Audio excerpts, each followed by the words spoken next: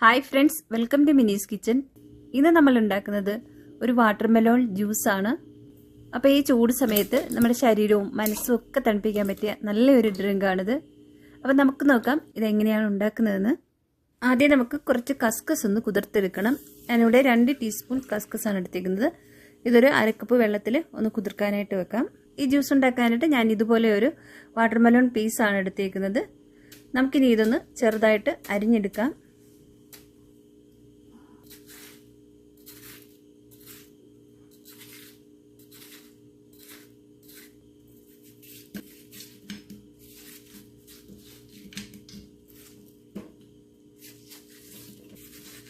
നമ്മളങ്ങനെ മുഴുവൻ പീസും അരിഞ്ഞെടുത്തിട്ടുണ്ട്.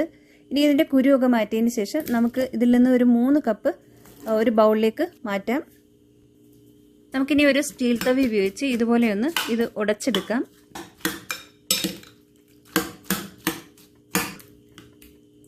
നമ്മളിത് നന്നായിട്ട് ഉടച്ചെടുത്തിട്ടുണ്ട്. ഇനി ഇതിലേക്ക് മധുരത്തിന് ആവശ്യമായ പഞ്ചസാര ചേർക്കാം. ഞാനിവിടെ ഒരു 1/4 കപ്പ് പഞ്ചസാരയാണ് ചേർക്കുന്നത്. നമുക്കിനി ഈ പഞ്ചസാര ഒന്ന് അലിയിച്ചെടുക്കാം. ഇനി ഇതിലേക്ക് 2 ടേബിൾ സ്പൂൺ കണ്ടൻസ്ഡ് മിൽക്ക് കൂടി ചേർത്ത് കൊടുക്കാം. ഇനി ഇതൊന്ന് മിക്സ് ചെയ്തെടുക്കാം. ഇനി ഇതിലേക്ക് 1 ഗ്ലാസ് തിളപ്പിച്ചാറിയ പാൽ കൂടി ചേർത്ത് കൊടുക്കാം. ഇനി നമ്മൾ കുതിർത്ത് വെച്ച കസ്കസ് കൂടി ഇതിലേക്ക് ഇട്ട് കൊടുക്കാം. അപ്പോൾ കസ്കസ് നിങ്ങളുടെ അടുത്ത് ഇല്ലെങ്കിൽ ചേർത്തില്ലെങ്കിലും കുഴപ്പമില്ല. ഇനി എല്ലാം കൂടി നന്നായിട്ടൊന്ന് മിക്സ് ചെയ്യാം.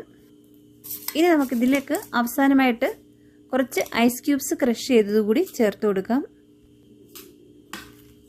ഇനി എല്ലാം കൂടി നന്നായിട്ടൊന്ന് മിക്സ് ചെയ്തെടുക്കാം. അപ്പോൾ ഈ ഐസ് ക്യൂബ് ചേർക്കുന്നതിന് പകരം ഫ്രിഡ്ജിൽ വെച്ചൊന്ന് തണുപ്പിച്ചെടുത്താലും മതിയാകും. അപ്പോൾ നമുക്ക് പെട്ടെന്ന് കഴിക്കണമെങ്കിൽ ഇതുപോലെ ഐസ് ക്യൂബ്സ് ചേർക്കുന്നതായിരിക്കും നല്ലത്. അങ്ങനെ നമ്മുടെ ടേസ്റ്റി ആയിട്ടുള്ള വാട്ടർമെലോൺ ജ്യൂസ് അല്ലെങ്കിൽ വാട്ടർമെലോൺ ഡ്രിങ്ക് റെഡി ആയിട്ടുണ്ട്. നമുക്കിനി ഇത് സെർവിങ് ഗ്ലാസ്സുകളിലേക്ക് ഒഴിച്ചു കൊടുക്കാം. അപ്പോൾ ഈ ചൂട് സമയത്ത് കഴിക്കാൻ പറ്റിയ നല്ലൊരു ഡ്രിങ്കാണിത്. തീർച്ചയായിട്ടും എല്ലാവരും ഒന്ന് ട്രൈ ചെയ്ത് നോക്കണം. നിങ്ങൾക്ക് റെസിപ്പി ഇഷ്ടമായ ലൈക്ക് ചെയ്യാനും കമൻറ്റ് ചെയ്യാനും ഷെയർ ചെയ്യാനും മറക്കല്ല്. അതുപോലെ തന്നെ ആദ്യമായിട്ടാണ് നിങ്ങൾ ഈ ചാനൽ കാണുന്നതെങ്കിൽ സബ്സ്ക്രൈബ് ചെയ്യാനും മറക്കല്ല്. താങ്ക്